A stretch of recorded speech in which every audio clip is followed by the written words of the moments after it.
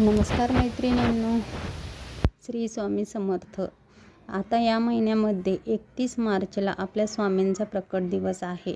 तर आपल्याकडे अजून थोडे दिवस बाकी आहेत. तर मी तुम्हाला त्यांच्या तारक मंत्राची माहिती सांगणार आहे. तारक मंत्र हा कोणत्या पद्धतीने करायचा आणि कसा करायचा हे आपण पाहणार आहोत.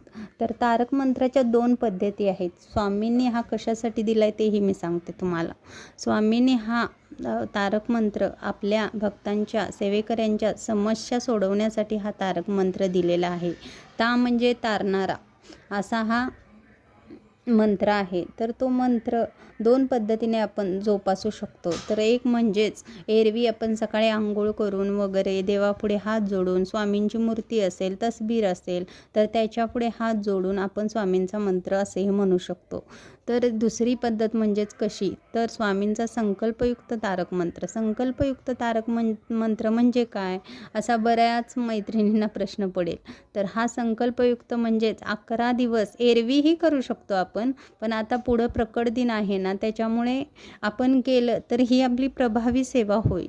प्रभावी सेवा म्हणजेच आपले स्वामी आपल्या पाठीशी आहेत. आपल्यामध्ये एक पॉझिटिव्ह एनर्जी तयार होण्यासाठी हे आपण करत असतो नेहमी. आपल्यात आत्मविश्वास वाढतो आणि आपल्याला वाटतं की मी ही सेवा केली तर माझं हे नक्की काम होणार, आणि तेच बळ देण्यासाठी स्वामी आपल्याकडून ही सेवा करून घेत असतात. त्यासाठीच हा तारक मंत्र आहे. तर हा कशा पद्धतीनं करायचा, तर एक पाट घ्यायचा. पाटावर पिवळ्या वस्त्राचं, कारण पिवळा कलर स्वामींना आवडतो, तर पिवळ्या कलरचं एक कापड घ्यायचं. त्याच्यावर थोड्या अक्षदा ठेवायच्या आणि त्यानंतर आपल्याकडे स्वामींची मूर्ती, छोटी मूर्ती की मोठी घ्यायची नाही कधीही. एकदम आपल्या इंचाच्या आकारा एवढी मूर्ती घरात असू द्या तेवढी, किंवा स्वामींचा एक फोटो पण जास्त मोठा म्हणजे आपण इतर हॉलमध्ये वगैरे लावण्यासाठी मोठा घेऊ शकतो, पण देवघरात ठेवताना त्याची साईज ही नेहमी छोटीच असली पाहिजे. तर त्या पद्धतीने एक आपण पाटावर मांडण्यासाठी फोटो घेऊ शकतो. तर तो ठेवायचा आहे तिथे, आणि त्यानंतर स्वामींच्या पुढे एक तुपाचा किंवा तेलाचा दिवा लावायचा आहे. त्यानंतर उजव्या बाजूला शंख, घंटा असं आपण ठेवू शकतो. आपल्या जिथं अवेलेबल काय आहे ते ठेवू शकतो. त्यानंतर स्वामींच्या पुढे अर्धा ग्लास पाणी घ्यायचं आहे आणि अगरबत्ती लावायची आहे एक, आणि ती अगरबत्तीची रक्षा जेणेकरून त्या ग्लासमध्ये पडेल अशा पद्धतीने ती रचना करून आपल्याला ठेवायची आहे.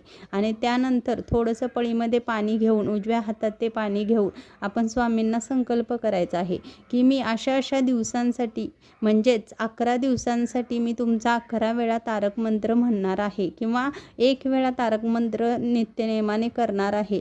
तर तुम्ही माझ्या पाठीशी राहा, माझ्या जे काही समस्या आहे ती तुम्ही सोडवा, असं स्वामींना आपण विनंती करायची आहे की त्यांना संकल्प करायचा आहे. ह्या निमित्तानं मी तुमचा हा संकल्प करत आहे. अशा पद्धतीनं तुम्ही फक्त स्वामींना बोला की तुम्ही माझ्या पाठीशी राहा, आणि ती सेवा जी आहे ती तुम्ही चालू करा. रोज आहे त्याच टायमिंगला, सकाळी बसा किंवा संध्याकाळी, पण पहिल्या दिवशी ज्या टायमिंगला बसलात त्या टायमिंगलाच तुम्हाला बसायचं आहे. त्याच टायमिंगनुसार ती म्हणजे तारक मंत्र जो आहे ती सेवा करायची आहे. त्याचं तुम्हाला फळ निश्चितच मिळेल. तरीही सांगते, श्री स्वामी समर्थ आपल्या सर्वांच्या, सर्व सेवेकऱ्यांच्या पाठीशी आहेत. श्री स्वामी समर्थ.